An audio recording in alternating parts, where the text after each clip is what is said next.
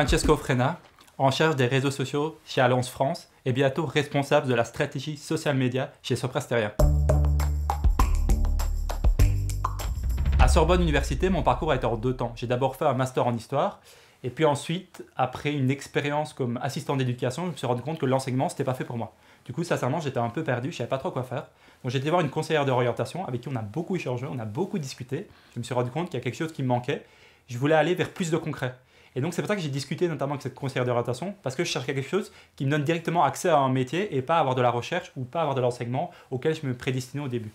Et à la fin, on est arrivé à une sorte de parcours qui me correspondait. Et ce parcours, c'était le Master 2 en conseil éditorial à Sorbonne Université. J'étais un étudiant plutôt sage et plutôt consciencieux. Par contre, en revanche, j'admets que j'étais souvent impatient et que j'avais besoin d'être stimulé et d'apprendre de nouvelles choses pour mieux appréhender le métier, mais surtout pour ne pas m'ennuyer au cours.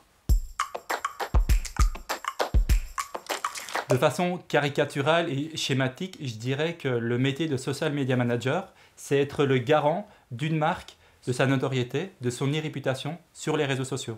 Aussi bien dans les contenus, aussi bien dans la veille pour surveiller ce qui se passe, qu'également à travers les différents formats qu'on va utiliser. Le sens du métier de social media manager évolue en fonction de la structure dans laquelle on se trouve. Typiquement, quand j'ai commencé en agence, dans un groupe de communication, j'ai accordé moins d'importance au sens dans mon métier. En revanche, en passant chez l'annonceur, c'est devenu une de mes priorités et en fait, j'estime que le sens, c'est tout simplement le fait que mon métier s'accorde avec mes valeurs et que je prenne du plaisir également à le faire. Très sincèrement, il m'arrive souvent d'être surpris et d'ailleurs, tant mieux, j'ai envie de dire, c'est même l'essentiel. Alors après, il y a différentes manières d'être surpris, ça peut être via une rencontre humaine d'un point de vue professionnel, mais également à travers un dispositif qu'on va mettre en place sur une stratégie de communication, on va se rendre compte qu'il y a des choses inattendues qui arrivent et auxquelles on n'avait pas pensé et pourtant elles se produisent. Avec le recul, s'il y avait deux conseils que j'aurais souhaité recevoir dès le début de ma carrière, le premier, c'est de ne pas prendre personnellement l'échec d'une stratégie digitale ou d'une stratégie de communication. Et donc prendre le recul nécessaire, le temps nécessaire pour analyser les raisons pour lesquelles ça n'a pas fonctionné. Et ensuite, le deuxième conseil, qui vient au fur et à mesure de la carrière avec l'assurance, c'est le fait de ne pas avoir peur de faire du test and learn. C'est-à-dire qu'il faut peut-être allouer une partie du budget qui nous a été donné pour faire cette phase de test, et ça permet toujours d'apprendre et d'améliorer la future campagne qui va arriver. Aujourd'hui, j'ai deux passions qui m'ont grandement aidé à me construire en tant que professionnel.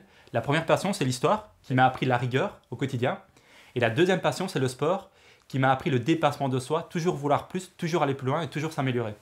Ce qui me motive aujourd'hui dans mon travail, c'est assez varié. Ça peut être soit une rencontre humaine ou un échange avec des collègues sur une stratégie, ou ça peut être également le dispositif en lui-même et arriver à l'objectif qu'on s'est fixé. On dit souvent que la communication, c'est du vent, mais par expérience, pour travailler sur la thématique RSE, en fait, aujourd'hui, on doit prouver ce qu'on fait et on doit prouver ce qu'on dit. Du coup, oui, je suis fier de ce que je fais, à mon niveau, d'un point de vue professionnel, pour œuvrer pour le bien commun. Ce qu'il est certain, c'est qu'à Sorbonne Université, dans mon master conseil éditorial, le fait d'avoir une grande majorité d'intervenants, donc des professionnels au quotidien, ça permet de se projeter, de voir aussi les métiers qu'on veut faire, mais également, c'est devenu des sources d'inspiration au quotidien en échangeant avec eux. Et d'ailleurs, j'ai gardé beaucoup de contacts avec eux et ils m'aident encore dans ma carrière à certains moments. Lorsque j'étais en agence de communication, après de longues discussions, j'ai eu l'opportunité de partir à Toronto, ce qui m'a permis dans un premier temps d'améliorer mon anglais, sans hésitation, et également d'apprendre d'autres façons de concevoir le digital. Et si vous avez l'opportunité de partir en mobilité à l'étranger, sincèrement, il ne faut surtout pas hésiter, parce que quand vous rentrez en France, c'est une réelle plus-value sur le marché de l'emploi.